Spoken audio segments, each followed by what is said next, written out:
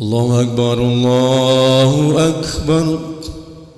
أشهد أن لا إله إلا الله. أشهد أن محمدا رسول الله. هيا على الصلاة هيا على الفلاح. قد قامت الصلاة قد قامت الصلاة. الله أكبر الله أكبر. لا إله إلا الله. لا إله إلا الله محمد رسول الله صلى الله عليه وسلم. استقيموا واعتدلوا تراصوا ولا تختلفوا سووا صفوفكم فإن تسوية الصفوف من تمام الصلاة. إلهي أنت مقصدي ورضاك.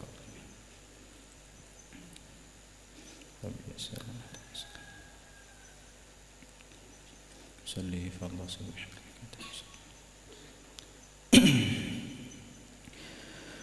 الله أكبر كبيرا. الحمد لله.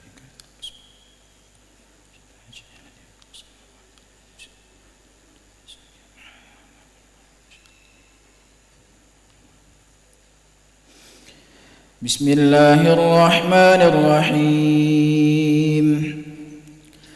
الحمد لله رب العالمين الرحمن الرحيم مالك يوم الدين. إياك نعبد وإياك نستعين. اهدنا الصراط المستقيم صراط الذين أنعمت عليهم غير المغضوب عليهم ولا الضالين.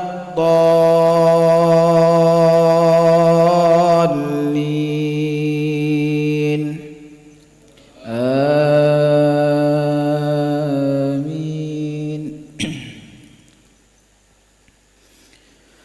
بسم الله الرحمن الرحيم.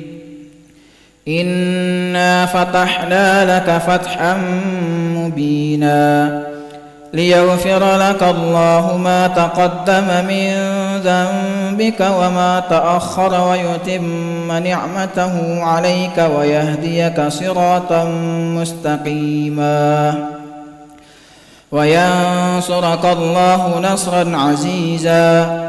هو الذي أنزل السكينة في قلوب المؤمنين ليزدادوا إيمانا مع إيمانهم ولله جنود السماوات والأرض وكان الله عليما حكيما.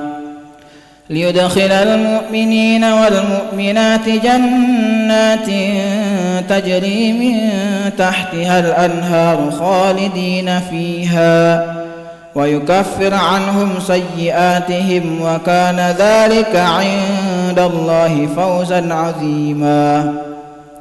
ويعذب المنافقين والمنافقات والمشركين والمشركات الظانين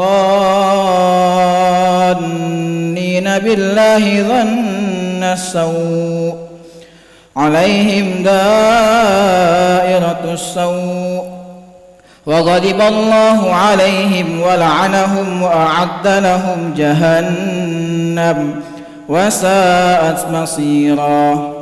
ولله جنود السماوات والأرض وكان الله عزيزا حكيما. إنا أرسلناك شاهدا ومبشرا ونذيرا لتؤمنوا بالله ورسوله وتعزروه وتوكروه وتسبحوه بكرة وأصيلا. الله أكبر.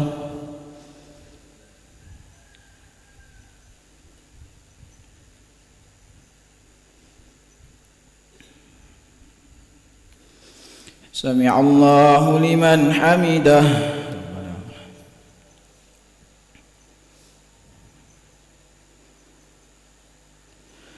الله أكبر.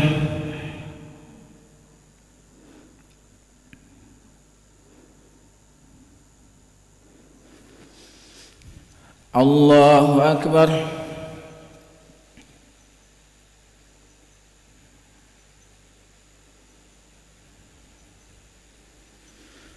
الله أكبر.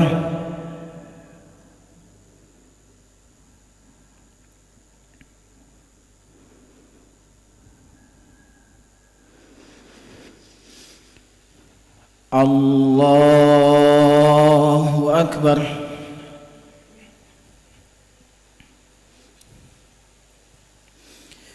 بسم الله الرحمن الرحيم. الحمد لله رب العالمين الرحمن الرحيم مالك يوم الدين إياك نعبد وإياك نستعين اهدنا الصراط المستقيم صراط الذين أنعمت عليهم غير المغضوب عليهم ولا الضالين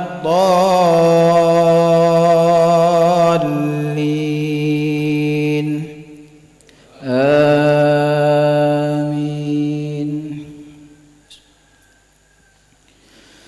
إن الذين يبايعونك إنما يبايعون الله يد الله فوق أيديهم فمن نكث فإنما ينكث على نفسه ومن أوفى بما عاهد عليه الله فسيؤتيه أجرا عظيما.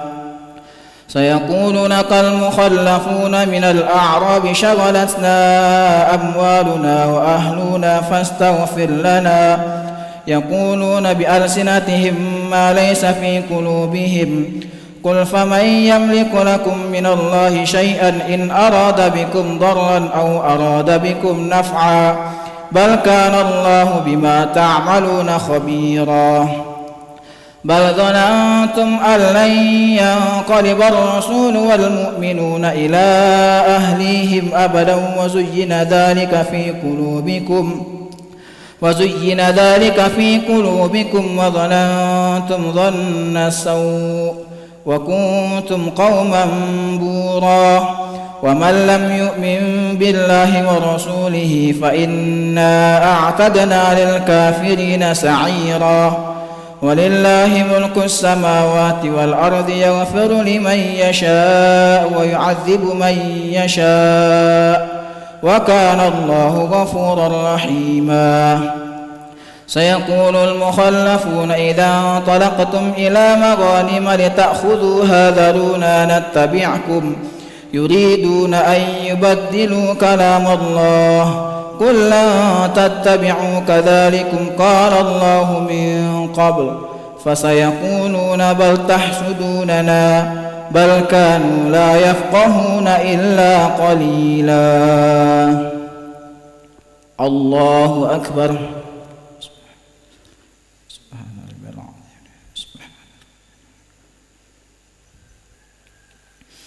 سمع الله لمن حمده.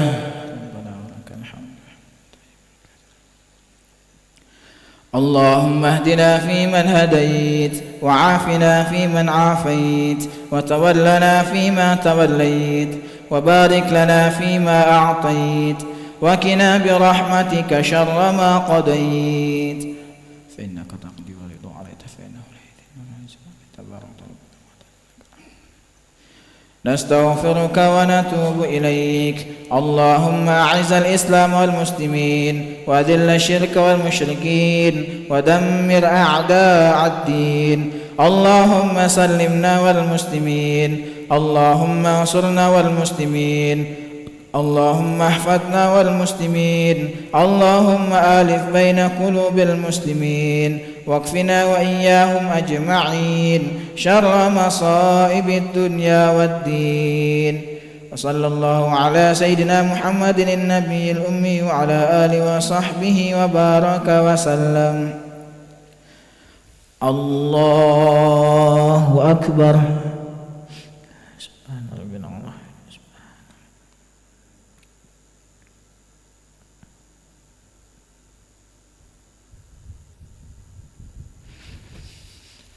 الله أكبر.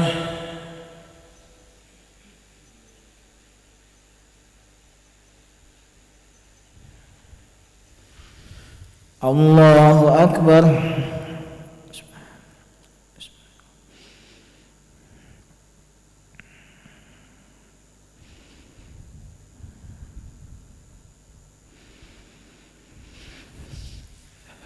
الله أكبر. التحيات البركات. السلام عليك أيها النبي ورحمة الله. أشهد أن لا إله إلا الله.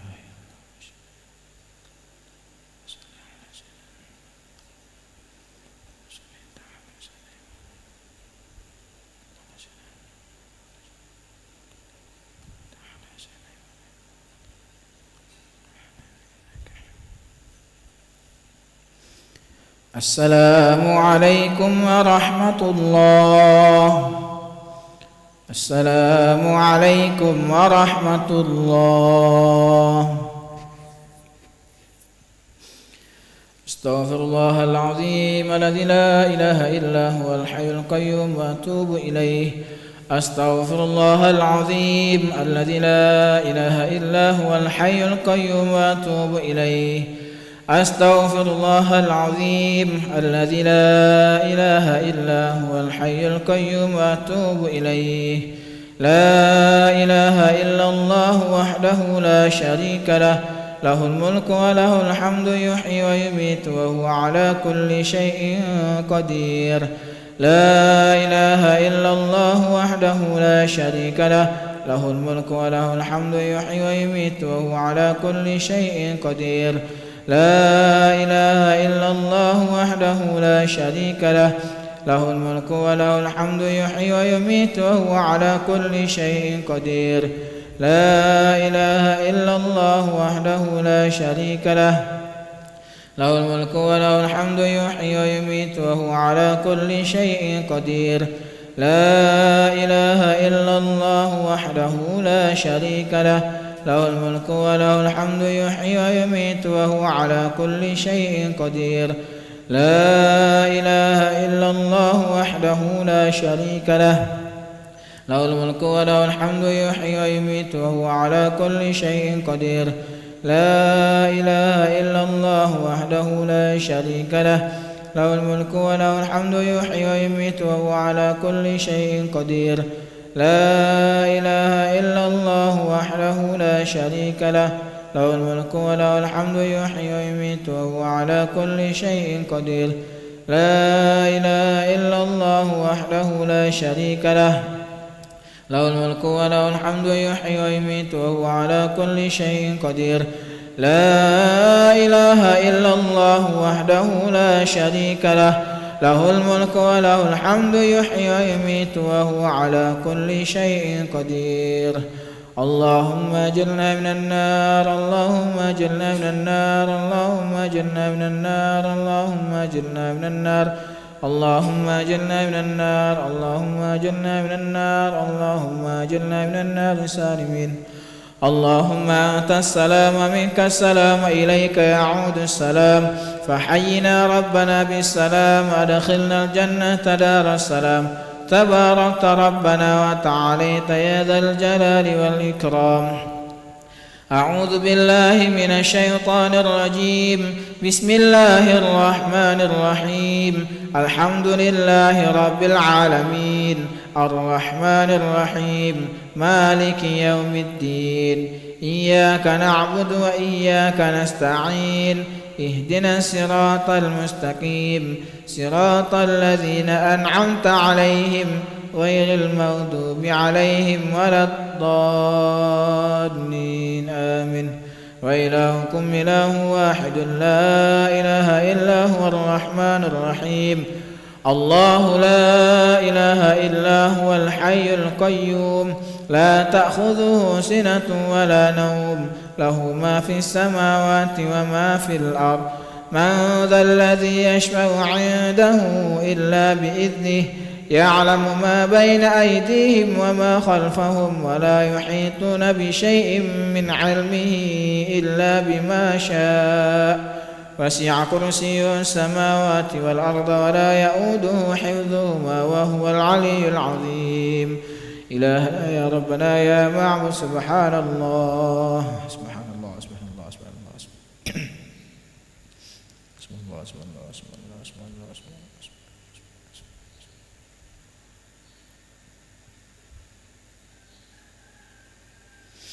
سبحان الله العظيم بحمده يا كريم دائما أبدا الحمد لله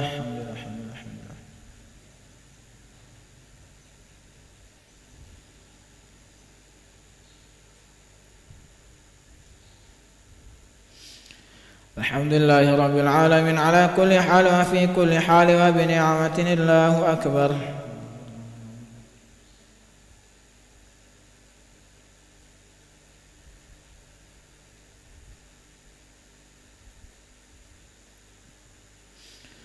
الله أكبر كبيرا والحمد لله كثيرا وسبحان الله بكرة وأصيلا لا إله إلا الله وحده لا شريك له له الملك وله الحمد يحيي ويميت وهو على كل شيء قدير ولا حول ولا قوة إلا بالله العلي العظيم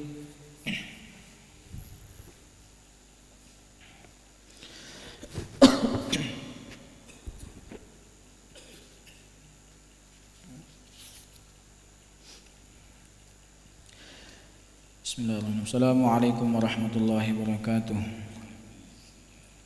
Nahmaduhu wa nusalli wa nusallimu ala rasulil karim wa ala alihi wa sahbihi ajmain amma ba'd.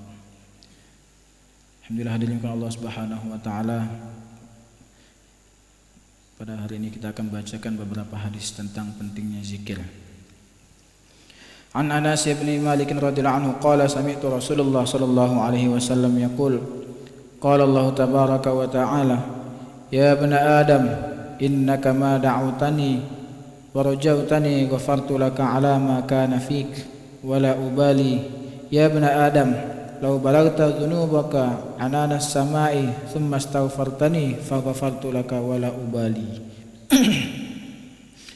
Dari Anas bin Malik radhiyallahu anhu ia berkata, aku mendengar Rasulullah sallallahu alaihi wasallam bersabda, Allah tabaraka wa taala berfirman, wahai anak Adam, sesungguhnya selama kamu berdoa dan berharap kepadaku, aku akan mengampunimu atas dosa yang ada padamu, dan aku tidak peduli berapapun banyaknya.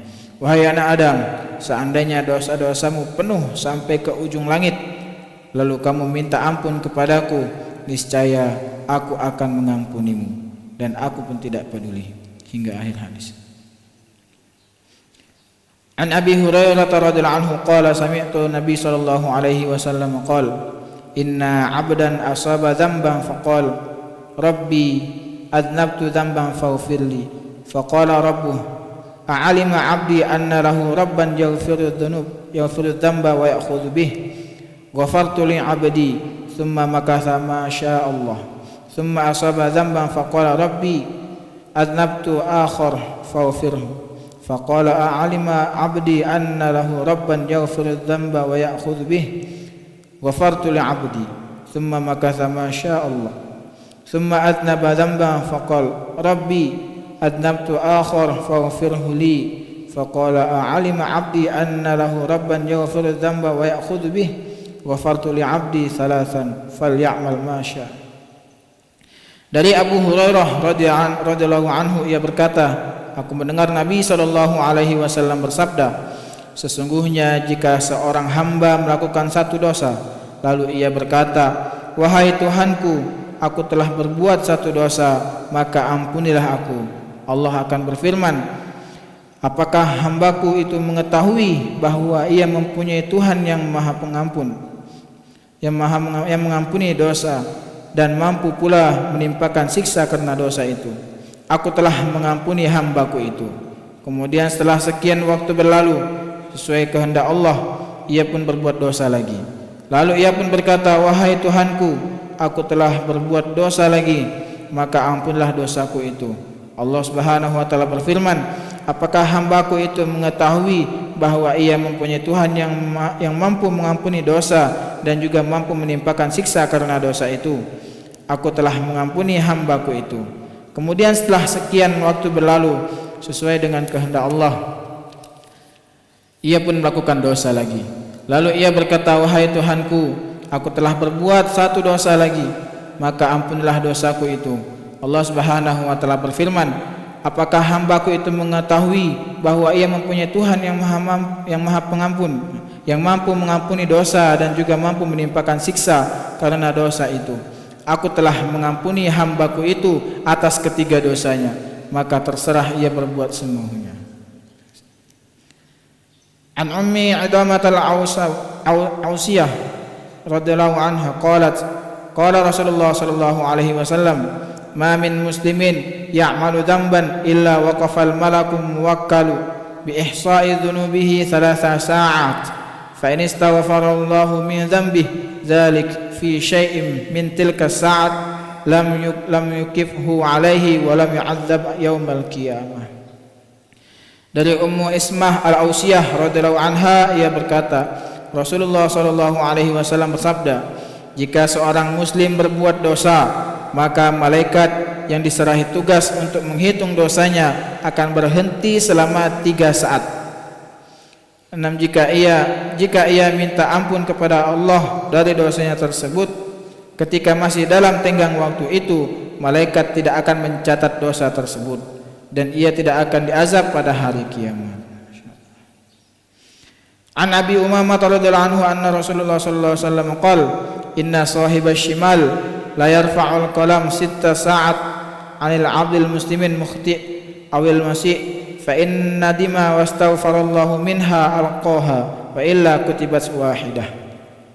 Dari Abu Umamah radhiyallahu anhu dari Rasulullah sallallahu alaihi wasallam beliau bersabda, sesungguhnya malaikat yang berada di sebelah kiri yang mencatat amal keburukan akan mengangkat penanya selama 6 saat dari seorang hamba muslim yang berbuat dosa atau berbuat keburukan. Jika ia menyesal dan meminta ampun kepada Allah atas dosa itu, maka malaikat akan membiarkan dosa ataupun keburukan itu tanpa mencatatnya. Jika tidak, maka perbuatan buruk itu akan dicatat sebagai satu dosa. Hadis riwayat Tabrani. Alhamdulillah, hadirin Allah Subhanahu wa taala, telah kita dengarkan beberapa hadis tentang pentingnya minta ampun kepada Allah, menyesali, mentobati dosa-dosa yang telah kita perbuat. Semoga apa yang telah kita dengarkan kita niat mengamalkan, menyampaikan insyaallah. A'udzu billahi minasyaitonir rajim. Bismillahirrahmanirrahim. Alhamdulillahi rabbil alamin. Hamdan syakirin, hamdan na'imin, hamdan yuafi ni'amaka fi mazidah. Ya Rabbana lakal hamdu kama yanbaghi li jalali wajhikal karim wa 'azimi sultanik. Allahumma salli wa sallim wa barik ala sayyidina Muhammadin wa ala ali sayyidina Muhammad kama sallaita wa sallamta wa barakta ala sayyidina Ibrahim wa ala ali sayyidina Ibrahim fil alamin innaka Hamidum Majid. Allahumma lakal hamdu kulluh wa lakal mulku kulluh wa biyadikal khairu kulluh wa ilayka yarjil amru kulluh sirruhu wa alaniyatuh. اغفر لنا ما مضى من ذنوبنا واعصمنا فيما بقي من أمورنا وارزقنا أعمالا طاهرة زاكية ترضى بها عنا وتب علينا يا مولانا إنك أنت التواب الرحيم. يا عظيم يا عظيم يا عظيم اغفر لنا ذنب العظيم فإنه لا يغفر ذنب العظيم إلا العظيم. اللهم اغفر لنا ذنوبنا وإسرافنا في أمرنا وثبت أقدامنا وانصرنا على القوم الكافرين. اللهم اغفر لنا ولوالدينا وارحمهم كما ربونا صغارا ولمشايخنا ولأساتذتنا ولمعلمنا ولحبائبنا ولجميع المسلمين والمسلمات والمؤمنين والمؤمنات الأحياء منهم والأموات. اللهم إنا نسألك رضاك والجنة ونعوذ بك من سخطك والنار. اللهم اهدنا واهد بنا واجعلنا سببا لمن اهتدى. لا إله إلا أنت سبحانك إنا كنا من الظالمين.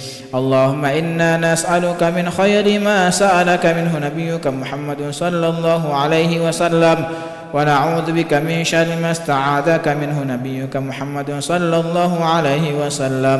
وأنت المستعان عليك البلاغ ولا حول ولا قوة إلا بالله العلي العظيم اللهم اكفنا بحلالك عن حرامك واغننا بفضلك عمن سواك يا مقلب القلوب ثبت قلوبنا على دينك يا مصرف القلوب صرف قلوبنا على طاعتك اللهم ارحمنا بترك المعاصي أبدا ما أبقيتنا ربنا ظلمنا أنفسنا وإن لم تغفر لنا وترحمنا لنكونن من الخاسرين ربنا لا تزغ قلوبنا بعد إذ هديتنا وهب لنا من لدنك رحمة إنك أنت الوهاب ربنا هب لنا من الصالحين ربنا هب لنا من الصالحين ربنا هب لنا من الصالحين ربنا هب لنا من أزواجنا وذرياتنا قرة أعين واجعلنا للمتقين إماما ربنا آتنا في الدنيا حسنة وفي الآخرة حسنة وقنا عذاب النار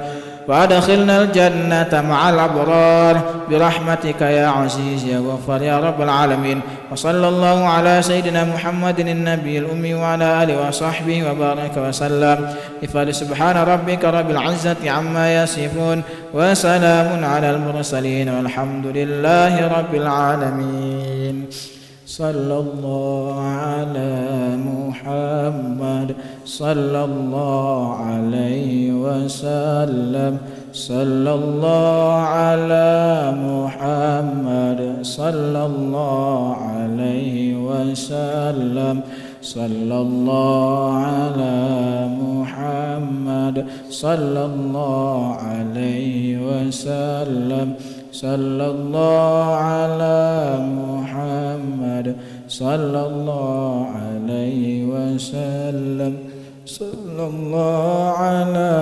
محمد يا ربي صل وسلم اللهم صل وسلم وبارك عليه.